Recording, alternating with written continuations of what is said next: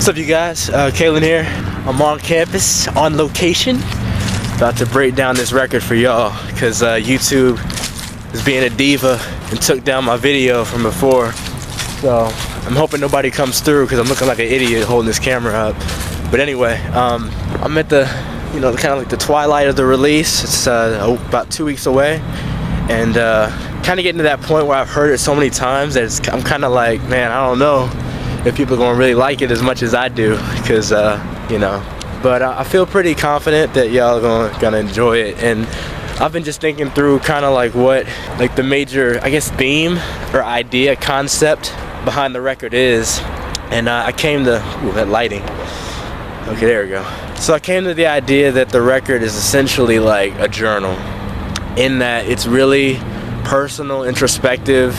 Man, you listen to this thing, you'll know me better than most people who've known me for my entire life have. So, and that's another reason why I'm really excited about it, because I feel like I've always been a more reserved kind of person, more introverted, and I feel like this record and music in general has given me the opportunity and the platform to just unpack who I am, because I've always been more kind of like suppress the true me.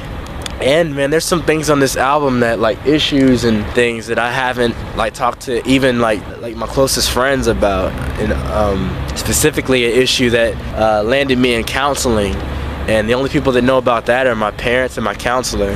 And so I got into that on the record, man. And it's things like that kind of make me nervous, man, because it's like always situations like that where you got to tell people the things you don't want them to know. It's difficult.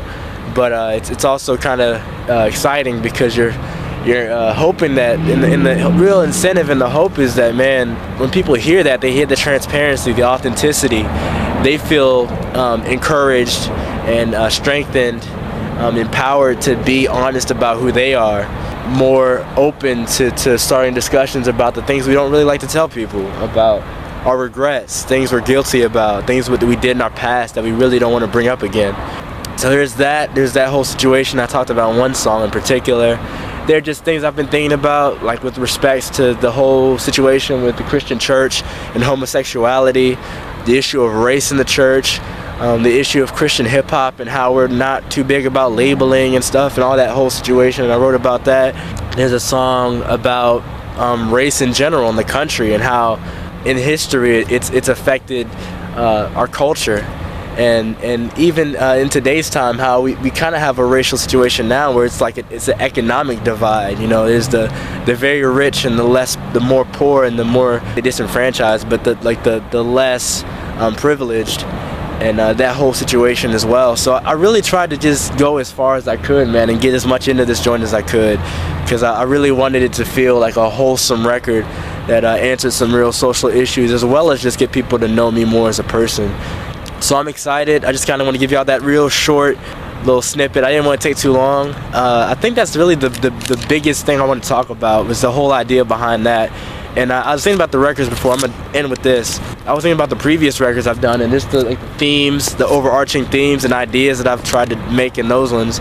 And I kind of came to the idea that Enemy Inside, for one, that's the first one I did, was more of kind of like an audience artist relationship record, where I just kind of fed off of the encouragement and the comments of people, and was putting out like a song a month, and people were responding to it, and they were just kind of giving me encouraging remarks and just thoughts and opinions, and I was using that as I kind of worked on other songs, and just at the end of it all, put all the songs together and put it out. The Outcast second project was more of kind of like a story, a concept record, where I had a storyline, I had a narrative, and I used the record and the songs to both explain that narrative as well as just make some comments on the theme and give people kind of my view on the whole idea of isolation, feeling low self-esteem, all that stuff. And so Hills and Valleys is more just me, man, my thoughts, the things I've been thinking through my life, because I thought about, man, you think about how long this thing has been, like the time that's gone into it. This thing I started working on it almost exactly a year ago, and in that time my grandparents passed away, I graduated high school, we moved to Tennessee, I started college, so it's been a whole lot, man, between that time and now. And so though it's a short project, there's so much that went into it, man, because there's so much that's been going on. And so it's like the whole analogy of it being like a journal entry, very appropriate, man, because a lot's been going on, lots been going down, and I just hope that I could kind of, you know, music is like the soundtrack of life. I wanted to kind of have something that maybe 10, 20 years from now, listen back to and remind myself of all the things that I was thinking through at this time in my life. And so definitely want to encourage you guys. I'm hoping that when you get it, it'll encourage you, it'll inspire you to look at your life and see areas in which this idea of hills and valleys, ups and downs, how we navigate through the difficulties of life, basically how we can apply that concept and recognize how God is always present regardless of where we are in life.